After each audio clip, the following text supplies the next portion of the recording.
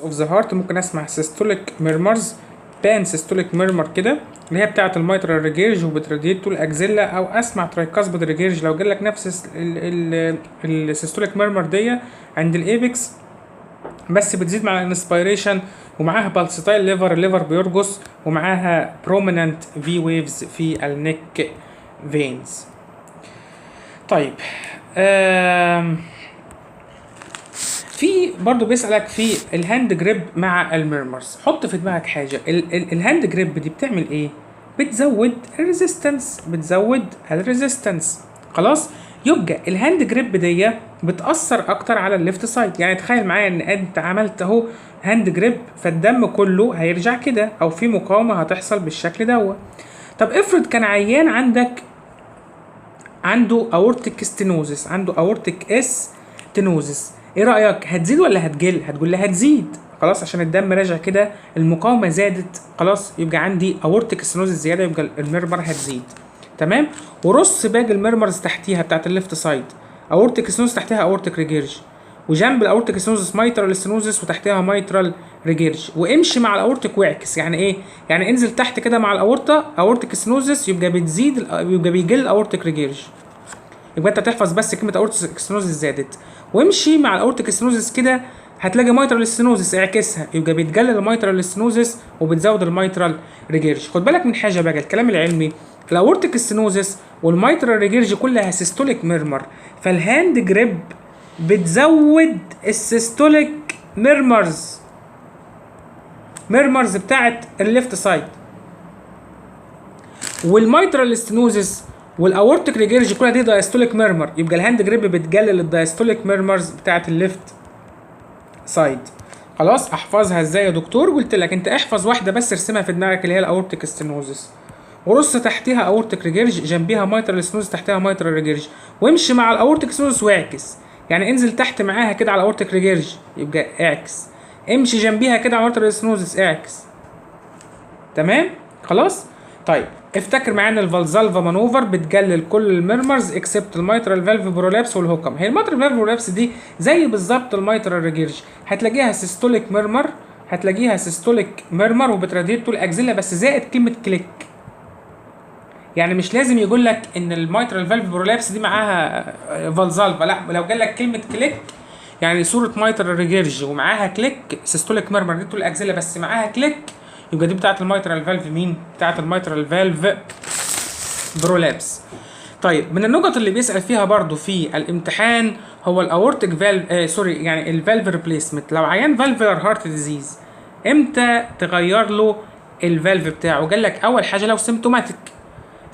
طب حتى يا دكتور لو ايجكشن فراكشن بتاعه 99.9% يقضي على جميع الجراثيم. ايوه يا حبيبي، طالما سيمتوماتيك ايا كان الايجكشن فراكشن بتاعه، طبعا مفيش ايجكشن فراكشن 99% يعني تمام، ايا كان الايجكشن فراكشن بتاعه، يبقى حضرتك هتغير له الصمام. طب افرض العيان ده اسيمتوماتيك، مفيش سيمتومز، بس بدا الايجكشن فراكشن بتاعه يقل، هقول لك لو هو اورتيك ستينوزس ينفع تستنى لحد 50%، تفضل الايجكشن فراكشن ينزل لحد 50%، طالما العيان مش سيمتوماتيك مش هتغير له الفالف. تمام. لكن لو وصل 50% حتى لو العيان مش سيمتوماتيك يبقى هتغير له الفالف. اورتيك ريجيرج عند 55%، مايترال ريجيرج عند 60%، اورتيك ستينوزس لو الاريا اوف الاورتيك فالف دي مايترال يا اسطى، دي مايترال مش اورتيك. المايترال ستينوزس لو الاريا مساحتها اقل من 1 سنتيمتر مربع. خلاص؟ طيب تعال بقى نحل شويه اسئله عشان نثبت المعلومه. دايما يا شباب اللي هيخليك تحفظ اكتر او يخليك تركز اكتر في اي امتحان، مش لازم ده بس، هو حل الاسئله اكتر من المذاكره. تعال نحل شويه اسئله مع بعضينا. 50 years old male admitted to left ventricular failure. بص يا صاحبي، من البدايه كده left ventricular failure دي يعني اكيد الميرمر بتاعتك هتكون على الليفت سايد، يعني يا اما اورتيك يا اما مين، يا اما مايترال، طالما اللي بايظ هو الليفت فنتريكل. Associated with shortness of breath وfatigue upon physical examination you heard early diastolic murmur, and when you auscultate over the femoral artery you heard the femoral pistol shot. الله، دي بتاعت مين دي؟ دي بتاعت الاورتيك مين؟ بتاعت الاورتيك ريجيرج. تمام؟ ما انا كنت بسمع S1 وادي اس 2. طبعا هو ما جابلكش المكان في السؤال، تمام. لو جالك البيز اوف الهارت، تمام، وعلى الليفت باراسترنال ايدج، خلاص كان كمل لك السؤال، بس هو ما جابلكش المكان. بس هو جالك الميرمر دي دايستوليك ميرمر وبتراديت تو الفيمورال ارتري. فعلا يا معلم، ادي الليفت اتريم، ادي الليفت فنتريكل. في الدايستول الدم بيتسرسب بيرجع على مين؟ على الاورتيك فالف اللي هو اللي مخروم ده، فده الاورتيك مين؟ اورتيك ريجيرج. وانت عارف الاورطه طالع منه كومن ايلياك، وكومن ايلياك طالع منه انترنال واكسترنال، واكسترنال طالع منه الفيمورال ارتري. فلو عندي ميرمر هنا هتسمع فين؟ هتسمع هنا في الفيمورال ارتري، يبقى ده فيمورال بيستول شوت، خلاص. ويبقى معاك، وكان ممكن يكمل لك يقول لك ان انا معايا بالس بريشر عالي، بالس بريشر عالي، او كان يقول لك ان انا معايا ووتر هامر بالس، وكان ناقص يختار لك الاورتيك ريجرج بالمره الاجابه. بس انت عارف كل حاجه عن الايه؟ عن الميرمر، تمام. ماشي، احنا ليه بنعمل ده؟ علشان المعلومه تثبت. تسمع الفيديو خلاص، انت خلصت موضوع الميرمر في ربع ساعه. Patient came with early diastolic murmur heard في السترنال اريا increased by leaning forward. انت ما قلتش increased by leaning forward يا عم، سيبك، انا قلت لك الكلمات اللي هتحل لك اي سؤال. ECG finding left ventricular hypertrophy. الله، يبقى هنا المشكله في ايه؟ في الليفت سايد. طيب يبقى الليفت يا اما اورتيك يا اما مين؟ يا اما مايترال. قال لك عند السترنال اريا. الله، يا سترنال يا اريا. السترنال اريا لو انا رايت كنت ممكن اسمع الايجكشن سيستوليك ميرمر دي، صح؟ اللي هي مين؟ اللي هي قد تكون اورتيك ستينوزس، قد تكون بالمونري ستينوزس، قد تكون هوكم. وعرفنا كل واحده. اورتيك ستينوزس لو جالك راديت تو الكاروتيدز، بالمونري ستينوزس لو جالك بتزيد مع الانسبيريشن، هوكم لو جالك بتزيد مع الفالزالفا. وممكن اسمع على الليفت ستيرنال اريا برضو، ممكن افتح على الليفت ستيرنال اريا كنت بسمع دايستوليك ميرمر، كنت بسمع دايستوليك ميرمر. لو كانت بسمع في الفيمورال يبقى دي اورتيك ريجيرج. لو كانت بتزيد مع الانسبيريشن كنا بنسميها جراهام ستيل، يبقى دي بالمونري ريجيرج. الله، يبقى عند الاسترنال اريا ما جاليش رايت ولا ليفت، بس هي الاسترنال اريا. سمعت دايستوليك ميرمر، الله عليك، دايستوليك ميرمر، يبقى قد تكون اورتيك ريجيرج، قد تكون بالمونري ريجيرج. بس جالك الاس جي في ليفت فنتريكولار هايبرتروفي، يبقى المشكله في الليفت سايد ولا المشكله في الرايت سايد؟ المشكله في الليفت، يبقى اورتيك ريجيرج يا معلم. تبقى اورتيك ايه؟ تبقى اورتيك ريجيرج. ده التفكير المنطقي في حل اسئله الميرمرز. اللي بعده 66 سنه years old man presents with diastolic murmur. طب فين الدايستوليك ميرمر دي؟ في الليفت ستيرنال ايدج. الله الله الله، ادي الاسترنال ايدج. كنت ممكن اسمع ايه في الاسترنال ايدج؟ ادي اس 1 وادي اس 2. كنت ممكن اسمع سيستوليك ايجكشن سيستوليك ايه؟ ميرمر، اللي هي كانت تحمل كام احتمال؟ اورتيك ستينوزس، بالمونري ستينوزس، او هوكم. وكنت ممكن اسمع بقى على الاسترنال ايدج بقى كنت ممكن اسمع عليها الدايستوليك ميرمر، ادي اس 1 وادي اس 2. كنت ممكن اسمع دايستوليك ايه يا شباب؟ كنت ممكن اسمع دايستوليك ميرمر، تمام. اللي هي كانت ممكن تكون اورتيك ريجيرج، وكانت ممكن تكون بالمونري ريجيرج. كنت اعرفهم ازاي؟ الاورتيك ريجيرج كان بيبقى معاه ووتر هامر بالس. يا دكتور انت بتعيد ليه؟ عشان تثبت المعلومه في دماغك يا ابني. او فيمورال بيستول شوت، او يقول لك معايا بالس بريشر عالي. لكن البالمونري ريجيرج كان بيقول لك ان هي بتزيد مع الانسبيريشن، كنا بنسميها جراهام ستيل ميرمر. تعال نكمل. مع دايستوليك ميرمر بيست هيد في الاسترنال في الليفت ستيرنال ايدج. ادي الليفت ستيرنال ايدج اهي، تمام. On examination the apex beat is displaced outward which condition typically. مع هذه الفايندنج يبقى انا عايز افكر في اورتيك ريجيرج او بالمونري ريجيرج. طبعا هو قال لك اورتيك مين؟ هو قال لك في الاختيارات اورتيك ريجيرج. السؤال ده مش دقيق شويه، اصل الاورتيك ده بيبقى معاه هو في الليفت فنتركل، تمام. يعني في تكه كده كلينيكال في السؤال ده مش مظبوطه شويه، في الريكول ده مش مظبوطه شويه. ليه؟ اصل لو معايا ليفت فنتريكولار هايبرتروفي كانت الايبكس بتمشي مع حرف ال، كانت بتبقى ديسبليس داون ووردز اند اوت ووردز.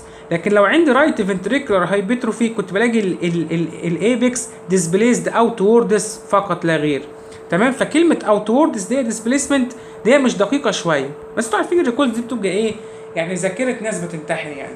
بس انت ماشي على القواعد الاساسيه بتاعتك. هو قال لك دايستوليك ميرمر عند الاسترنال ايدج. ادي الدايستوليك ميرمر ممكن تبقى عند الاسترنال ايدج اللي هي الاورتيك ريجيرج او البالمونري ريجيرج. جايب لك في الاختيارات اورتيك ريجيرج، فانت اختار الاورتيك مين يا معلم؟ فانت اختار الاورتيك ريجيرج. بس انا بالنسبه لي السؤال ده لو كان جايب لك اختيار تاني اسمه بالمونري ريجيرج، انا كنت هختار البالمونري ريجيرج اكتر، عشان الاوت ديسبيسمنت بتاع الايبكس ده بيحصل اكتر مع الرايت مين، مع الرايت سايد. ماشي. طيب تعال نشوف السؤال اللي بعد كده.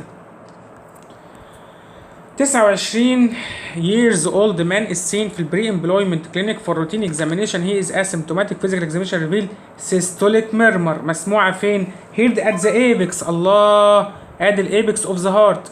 كنت ممكن اسمع عليها diastolic murmur، وكنت ممكن اسمع عليها systolic murmur. الدايستوليك ميرمر دي بتاعت مين؟ بتاعت الميترال ستينوزس او اخوه الترايكاسبيد ستينوزس. كنت امتى اعرف ان هي ترايكاسبيد؟ لو بتزيد مع الانسبيريشن او جاب لك سيره ان هي معاها ايه؟ ويفز. طب الاستينوزس اللي هي الميترال ريجيرج او الترايكاسبيد ريجيرج، كنت ممكن اعرف امتى ان هي ترايكاسبيد ريجيرج؟ لو جالك بتزيد مع الانسبيريشن او الليفر بيرجس يا ابني بالستايل ليفر ومعاك بروميننت في ويفز. فهو بيقول لك عندي سيستوليك ميرمر، خلاص يبقى انا همسك دول، يا اما مايترال ريجيرج يا اما ترايكاسبيد ريجيرج. سيستوليك ميرمر هيدي ات ذا ايبكس اوف ذا هارت از دوكيومنتد وذ سستيند هاند جريب. الله، يبقى دي ليفت مين؟ يبقى دي ليفت سايد. ليفت سايد يعني يا اما مايترال يا اما اورتيك، صح كده؟ بس يا معلم يبقى دي مين يا معلم؟ ده مايترال ريجيرجيتيشن، مش محتاج اكمل. الهاند جريب بتزود السيستوليك ليفت سايدد وبتقلل الدايستوليك ليفت مين؟ سايدد. ماشي. اتمنى يكون الكلام واضح والفيديو مفيد. 23 years old woman evaluated for dyspnea recurrent palpitation. she has a history of fallot teratology. تمام. الفالوت ده هنشرحه في congenital heart disease. repair of the عملت ريبير بقى، عملت ريبير at the age of 3. ماشي. on cardiac examination apex was normal with left parasternal impulse. S1 is single with grade 2 على 4 decreasing of diastolic murmur increase with an inspiration at the left sternal border. الله، ادي الاسترنم اهي، ادي عند الرايت وادي عند الليفت. عند الرايت كنت ممكن اسمع هذه المرمر العسولة اللي هي الايجكشن سيستوليك ميرمر اللي كانت تحمل 3 احتمالات. انت ليه بتعيد يا دكتور؟ عشان يا ابني الموضوع خلاص يبقى بالنسبة لك لعبة. اورتيك ستينوزس، بالمونري ستينوزس وهوكم. تمام. الليفت سايد كنت بسمع الدايستوليك ميرمر. الدايستوليك مين ميرمر اللي هي كانت تكون اورتيك ريجيرج او بالمونري مين، او بالمونري ريجيرج. طب قال لك دي بتزيد مع الانسبيريشن، يبقى دي رايت مين؟ يبقى دي رايت سايد، يبقى دي بالمونري فالف ريجيرج. ادي موجوده في الاختيارات الحمد لله، البالمونري فالف ريجيرج. بالمناسبه الفالوت ده كان بيبقى معاه 3 حاجات، كان بيبقى معاه 4 حاجات. كان بيبقى معاه بالمونري ستينوزس، كان بيبقى معاه رايت فنتريكولار هايبرتروفي، كان بيبقى معاه في اس دي، وكان بيبقى معاه اوفر رايدنج اورتا. فهي كان بيبقى معاها بالمونري ستينوزس بس هي عملت ريبير، فهو راح عمل لها ايه؟ مع الريبير راح عمل لها بالمونري مين يا شباب؟ بالمونري ريجيرج. طيب السؤال اللي بعده. 25 years old woman presented with dyspnea or cyanosis. Physical examination revealed elevated jugular venous pressure. الله، يبقى دي رايت سايد ولا ليفت سايد؟ يبقى دي رايت سايد ميرمر. تمام. يعني ايه؟ يعني يا اما بالمونري يا اما ترايكاسبيد. طيب with a predominant A wave. هتقول لي يبقى ده على طول يا دكتور ترايكاسبيد، على طول يا دكتور ترايكاسبيد مين؟ ترايكاسبيد السينوس. هقول لك يا ابني استنى ما تاخدش راس الجبه وتطير. A wave في الليفت باراسترنال هيف there is ejection systolic murmur. الله، ejection systolic ايه؟ murmur. دي كانت بتحصل يا ابني مع مين؟ كانت بتحصل مع البلمونري، صح؟ ما ادي البلمونري اريا كانت هنا. تمام. انا قلت لك هذه الميرمر العسوله اللي هي الاس 1 اس 2 ejection systolic murmur دي ممكن اسمعها في الاورتيك اريا، ممكن اسمعها في البلمونري اريا. خلاص. فقال لك هنا كده بالمونري ماشي. يعني عرفنا منين هي بالمونري؟ عشان معاها الجي في بي عالي، الجاجولار فينوس بريشر عالي، يبقى دي رايت سايدد ايه؟ رايت سايدد ميرمر. انا قلت لك الميرمر دي تحمل اورتيك ستينوزس، بالمونري ستينوزس او هوكم. طب هو قال لك انا سامعها في الليفت سكند انتركوستال سبيس. ده الليفت سكند انتركوستال سبيس. هو بيوصف لك البلمونري. ادي اول حاجه عرفت بيها الميرمر. تاني حاجه عرفت بيها الميرمر لما جاب لك سيره النيك فينز، يبقى دي رايت سايدد. تمام. ايجكشن سيستوليك مين ميرمر. طبعا لو كنت خدت راس الجبه وطرت واخترت ترايكاسبيد ستينوزس كان هيبقى الاجابه بتاعتك ايه؟ غلط. لكن الاجابه بتاعتك المفروض تكون بالمونري ستينوزس. طبعا هي مش مكتوبه، بزودها في الاختيارات كده بالمونري ستينوزس. تمام يا شباب؟ تمام، اتمنى يكون الموضوع واضح والفيديو مفيد ان شاء الله. 26 years old pregnant woman visit the clinic for regular follow up. She is asymptomatic. She is on her 13 week of pregnancy. يخرب بيتك. Her physical examination reveals mid systolic ejection murmur. هذه الميد systolic ejection murmur العسولة. تمام، ادي ejection systolic murmur. يلا انا هرسم ومش هتكلم وانت قول قد تكون ايه وقد تكون ايه وقد تكون ايه. طب اعرف منين ان هي بالمونري؟ طب اعرف منين ان هي هوكم؟ لما تزيد مع الفالزالفا. طيب ejection systolic murmur at the right upper sternal border. ايه ده الرايت؟ يعني عند منطقة مين؟ عند منطقة الاورطة. يعني قد تكون aortic stenosis وقد تكون هوكم. تمام. radiates to الكاروتيد. شكرا، السؤال اتحل. يبقى ده aortic مين؟ يبقى ده aortic stenosis. ما ادي الارش اوف اورطة. يبقى اورطة بيسمع في حاجتين، ادي الارش اوف اورطة بيطلع كاروتيد. تمام. لو عندي aortic stenosis بيسمع في مين؟ بيسمع في الكاروتيد. تمام. طيب كان ممكن الكاروتيد يسمع في مين؟ في الفيمورال برضو، بس بيسمع فيه فين؟ بيسمع في الاورتيك ريجيرج. ما ادي الاورطه طلع منه كومن الياك من هنا، وانترنال الياك واكسترنال الياك، واكسترنال الياك طلع منه مين؟ الفيمورال. فلو عندي اورتيك ريجيرج كان بيسمع في مين يا شباب؟ كان بيسمع في الفيمورال، وكان بيعمل لي فيمورال بيستول شوت. خلاص ماشي. ايه السؤال اللي بعده يا صديقي؟ اتمنى يكون الفيديو مفيد. 78 years old woman presents with exertional syncope on clinical examination. She has a low rising carotid pulse, allowed ejection, systolic murmur. الله at the upper right sternal edge. ادي الاسترنم اهي، وادي الاورتيك اريا اللي هي في الرايت انتركوستال سكند انتركوستال، وادي البلمونر اريا اللي هي في الليفت سكند انتركوستال. ايجكشن سيستوليك ميرمر اللي هي مين؟ اللي هي دي. خلاص الموضوع بيجي لعبه بالنسبه لك. ادي ايجكشن سيستوليك ميرمر قد تكون اورتيك ستينوزس، قد تكون بالمونر ستينوزس، قد تكون هوكم. تمام. هي اصلا مسموعه على الرايت، يبقى دي اورتيك من غير ايه؟ من غير ما اكمل. راديت تو الكاروتيدز. الله، يبقى ده اورتيك مين؟ اورتيك ستينوزس. اصلها لو كانت بتزيد مع الانسبيريشن وعلى الليفت سايد بتاعت البلمونر اريا كنت هختار بالمونر ستينوزس. لو جالك بتزيد مع الفالزالفا، الله، كنت هختار مين؟ هوكم. طب لو جالك ان هي بتراديت تو الكاروتيدز، خلاص السؤال اتحل. دي اورتيك ايه يا معلم؟ دي اورتيك ستينوزس. طيب السؤال اللي بعده 77 years old man poorly controlled hypertension presented with 6 months history of fatigue and dizziness on exertion. He denies edema or dyspnea, chest pain, palpitation. His only medication hydrochlorothiazide, the diuretic.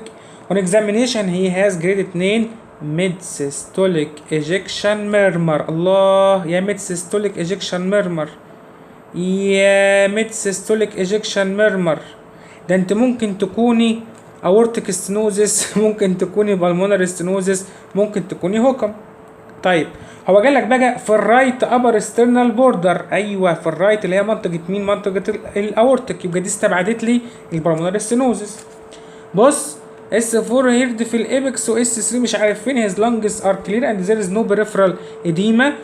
يبقى دي ممكن تكون اورتيك ستينوزس، ممكن تكون هوكم. اورتيك ستينوزس ادي موجوده. هو عمره ما يجيب لك هوكم في الاختيارات عشان هو ما فرجلكش. تمام. يعني ما جالكش مثلا راديتس طول كاروتيد عشان تحلف بالله ان هي اورتيك ستينوزس مش هوكم مثلا، فاهم؟ ماشي. اللي بعده يا سلام مش هتخلص.